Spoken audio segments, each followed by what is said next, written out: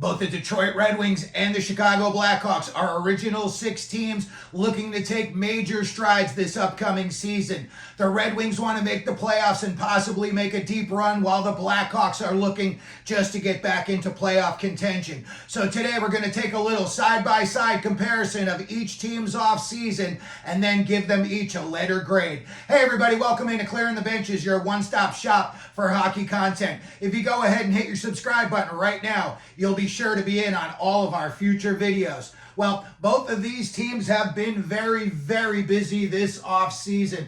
A lot of signings, a lot of guys coming, a lot of guys going. I think both of these teams had a very, very good offseason. I think both of them address their needs, and I think both of these teams are going to be improved this upcoming season. So let's get right into it, and let's start off with the goaltenders. And in Chicago, we see that they bought in Laurent Brossoit, and he will be in there, I'm assuming, to back up Mrazek. So they've got a good situation in the goaltending there. Brossoit's got a lot of experience under his belt, as does Mrazek. So I think they'd be in pretty good hands this upcoming season between the pipes. When we look at what Detroit did, they bought in Cam Talbot on a 2-year deal. Talbot's had a pretty rough couple of last few years, and he's probably going to be competing with Ville Husso for the starting job. If not, he will be goaltender 1A. They've also got Alex Lyon if they decided that they wanted to go with a three-headed monster in goal. When we look at what the Chicago Blackhawks did on defense, first of all, they drafted Artyom Levshunov, number 2 overall at this year's draft, and then they recently signed him to a 3-year entry-level contract. They also bought in Alec Martinez. He's got a lot of pedigrees. He's got cups with the Kings and Golden Knights. TJ Brody is in, and they extended Alex Vlasic. I think what they did on the back end is just going to provide a lot of leadership to these kids. I think Martinez and Brody are two perfect guys to show Korchinski and Levshunov how to be consummate professionals. Both of these guys have had good success in their careers, and I really couldn't think of two better guys for younger players to learn from. I think extending Vlasic, another very good move for them. I think he's going to be a good player for years to come. When we look over at what Detroit did on the back end, first off, they made qualifying offers to Moritz Seider and Joe Veleno, and then they signed Veleno.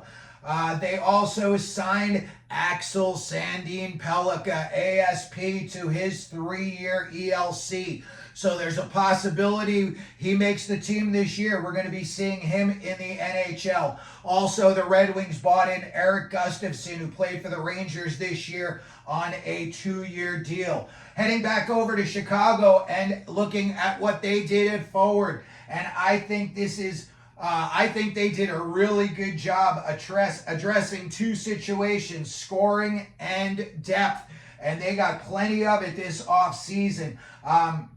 They're bringing back Teuvo Teravainen after a long absence out of Chicago, and he's coming back along with Tyler Bertuzzi and Ilya Mikheyev. And I think all of those guys have got some scoring punch. And when you look at, Bedard, if Taylor Hall is able to come back and he's able to play this year, I think you're going to see Chicago start to get some wins in games that they may not have won in previous seasons. When I look at other things that they did as far as forward, bringing in depth, you bought in Pat Maroon, Joey Anderson, Craig Smith, Zach Sanford. All of that is size, depth, and most importantly, experience. Again, you're going to be teaching a lot of youngsters how to be everyday professionals.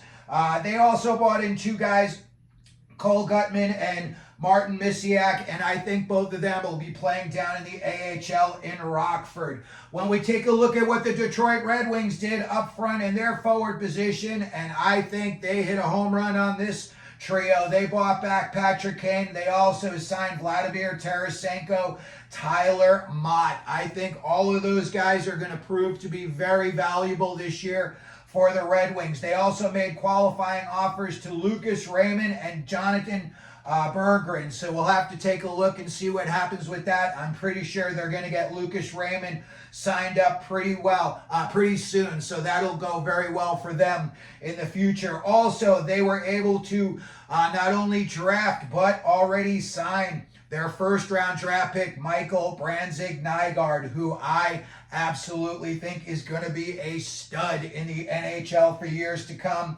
And I think that when they got him, I think they really are going to get a guy who's going to be able to help them in all situations, penalties, power play, and then at even strength. So again, when we take a look at what both of these teams have done, I think, again, they addressed all of their issues that they had, and I think they did a good job of it. When I take a look at what the Blackhawks have done overall, I'm going to give their grade a B+.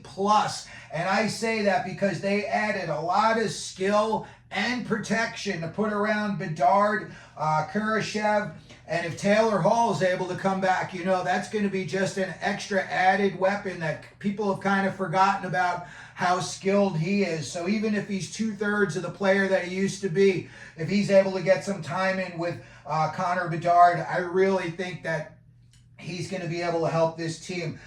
He had ACL surgery on his right ACL. They said it was successful, and that was way back in October. So again, I'm going to say that the Blackhawks, they got a B+ this offseason, and I think their goal is just to get out of the last place spot in the Central. If they were to finish 7th, I think that they would look at that as an accomplishment. When we look at what the Detroit Red Wings have done, I absolutely love it, and I'm going to say their overall grade is an A-. Bringing in Kane, Tarasenko, Talbot, Tyler Mott, those guys are all winners. Those guys all have pedigree, and those guys are all playoff ready.